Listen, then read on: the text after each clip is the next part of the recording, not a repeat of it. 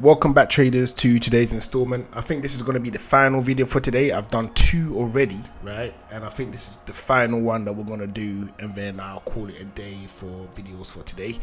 And we're going to be looking at oil, right? So chances are you've seen the explosion in NAS, Euro USD today when the news came out at 3 p.m. Literally, as soon as I made the video public, that's when everything just exploded. So make sure you watch the two videos that I have dropped today based on what I thought market was going to do.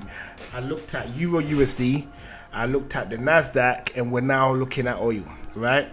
And we're going to do it in the same sort of format that we did with the rest, which is we're going to look at all of the supporting assets or assets that are correlated with oil, right? We're looking at this on the 1 hour because the larger time frame, we've already covered that, and that has a lot more depth and a lot more body to that. But however, if you're looking for quick little opportunities in the next couple hours whilst we have market open, then maybe the videos that I'm about to share with you, or the last three videos that I shared, would be of some benefit. I mean, they're still useful, market's still open, so you can still go check them out and see what I have to say in regards to that. So with that said and done, we're going to get straight into the analysis. And once again, we are looking at this on the 1 hour, right? So news just broke. The Fed chair just came and said whatever he had to say, right? I didn't really look into the details as to what he said. All I'm interested in is how market is going to react. I will probably look at the details as to what he actually said later on once I've done all of the content that I plan on doing for today. So we're just going to get straight into it. So as it stands right now, okay, we have market in, let me just minimize this a little bit. We have market right now in a low volume node, right? In a low volume node, if I can just get this in there, right here. So market is currently in there right now, okay? The playbook that we work off is relatively straightforward. So as we can see right now, if I just make this a little bit smaller, right, is that we can see that market is currently in the low value area of the volume profile. Just in case you're unsure of volume profiles, how they work, and all the other cool stuff, I'll just give you a brief little explanation as to what you're looking at in regards to the volume profile.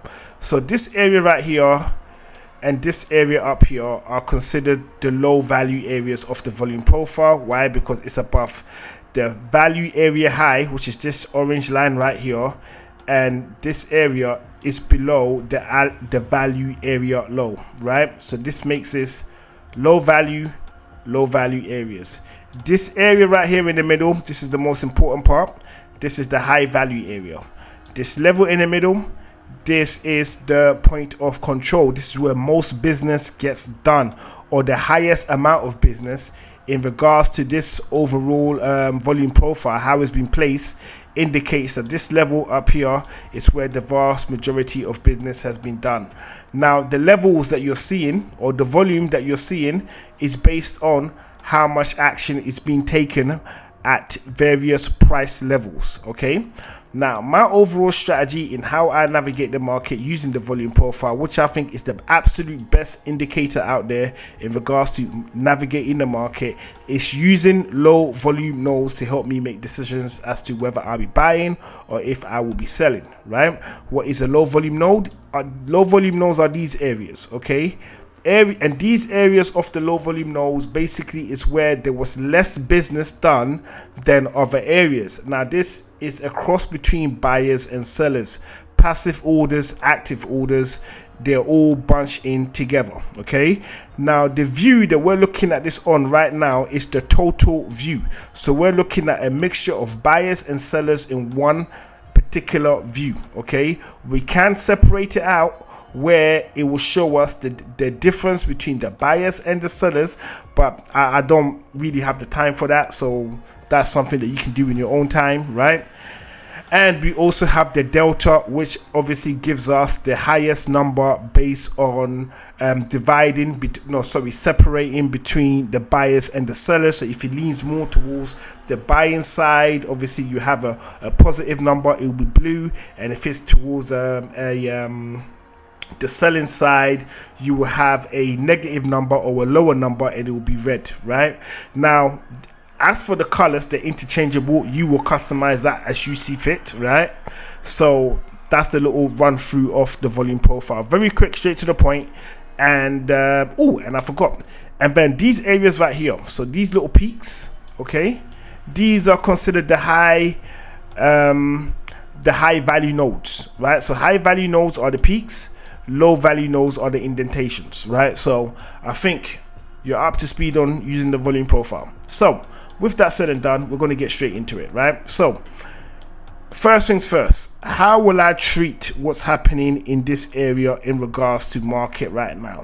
Well, normally market wants to make his way up here to point of control. Whether it's up or down, market always wants to come back to this level, right?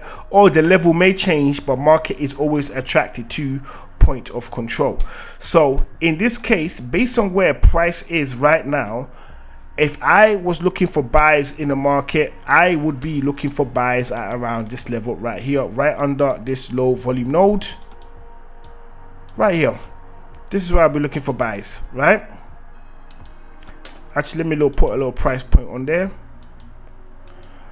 These are buys I believe in, buys I'm comfortable with, and buys that I believe will give me the type of rewards that I'm after. Alternatively, I could take buys in this location right here, okay? And at this location, the rules would be really simple, right? I would either be looking for buys at price above 64.70, or I'll be looking for sales at 63.02. That's just a general rule as to how I would do things, right? Now, in saying that, I need to apply a trend line. Okay, so I put my first trend line here, okay, and once that is broken, I could consider taking sales, right? Obviously, I would need to add more to it, but I could consider taking sales. And then I will add another trend line up here.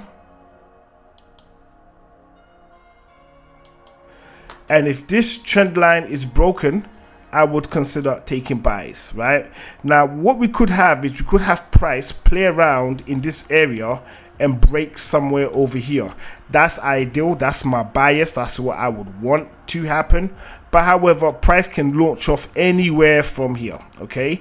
Now, once price does that, what I will be looking for is, like I said, I'll be looking for buys if you close above 64.07, and I'll be looking for sales if it closes below 63.02.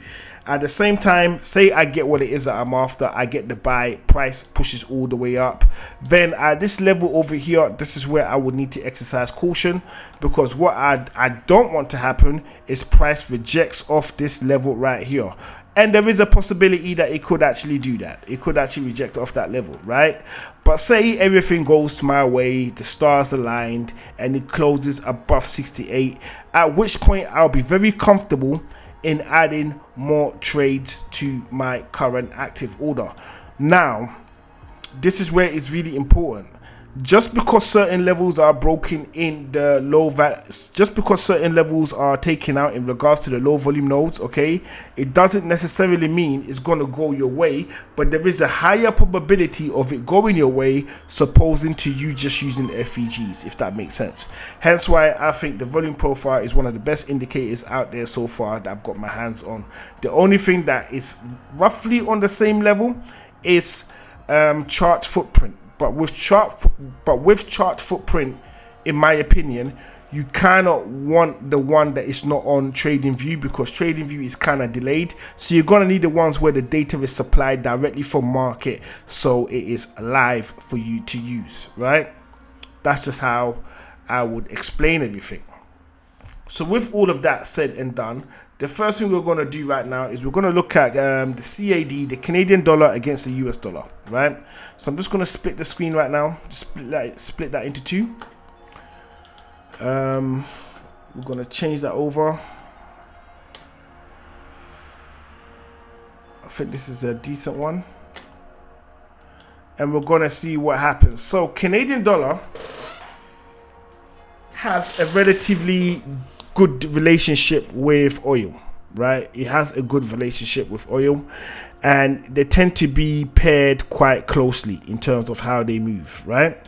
So as we can see, when the data was released today, okay, a few hours ago, market basically jumped all the way up, right, all the way up, and it's now heading to the value area low, which is currently located at 0.7237. all right, so we may get a close above this level over here, and if we do, a lot of volume is being done in this area right now. This is actually a high value node on the volume at the value area low right now. So we have a high value node right here. Okay, let me just make this bigger. So we have a high value node right here. Okay, and this is the value area low. So if price makes its way and closes above that, we would need to kind of see how it overall it behaves, right? Because I believe it's not enough for us to want to jump in. The best level to actually try to use to plot yourself into the market would be 0.7252, okay, and that's a really good, interesting location where that is, right? So if I just draw a little level, which is the low volume node in this area, we can see that that effectively would be a bounce above the low volume node, making it highly likely that we will be making our way up to the value area high of the volume profile. I'm hoping all of this is making sense and you're able to follow along, right? So with that said, if we go back and we look at what's happening with oil right now, oil is pushing up, okay? Actually, hang on a minute.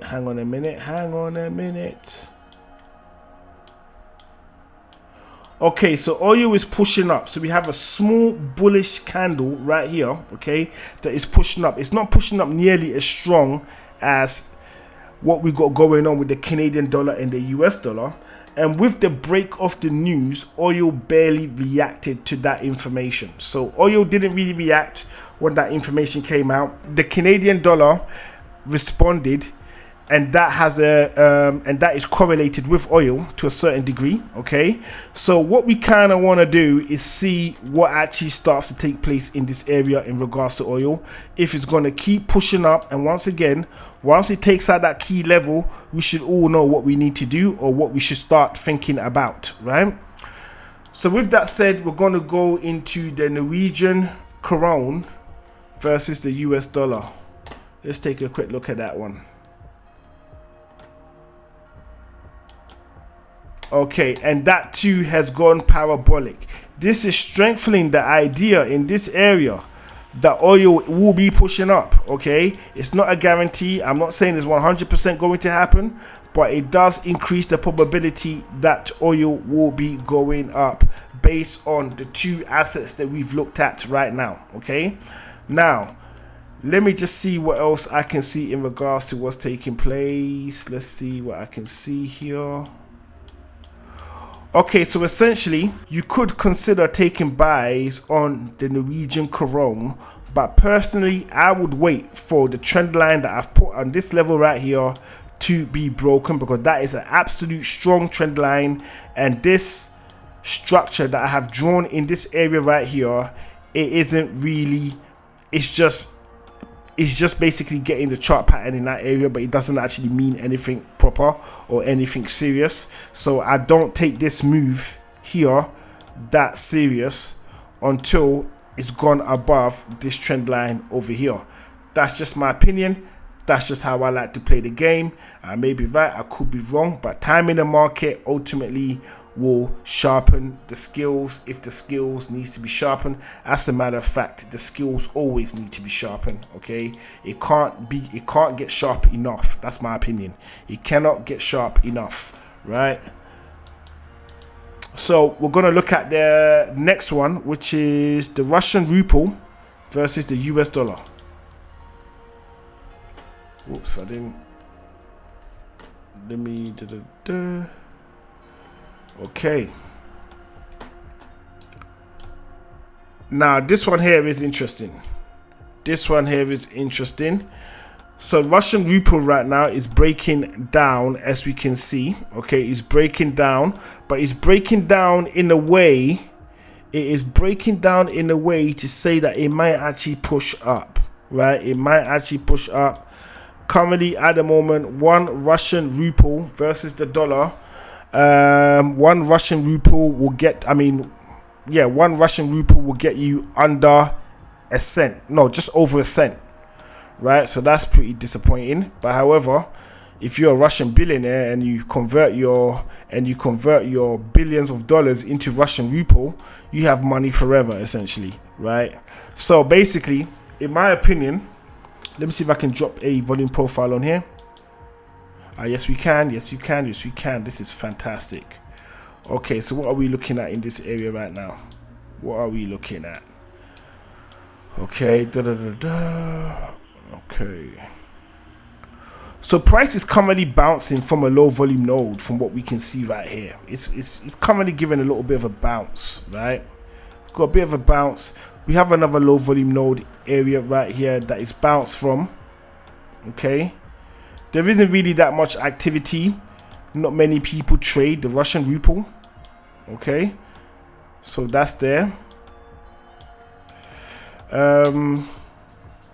Let me drop a little ray on. Well, let me drop a little ray or. Okay, yeah, let's drop a little ray. Let's see what the ray tells me, actually.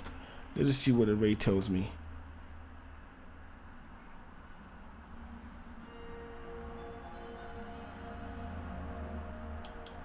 Okay, so that's a sensible level for me to drop the ray. So we're gonna see what this does, right?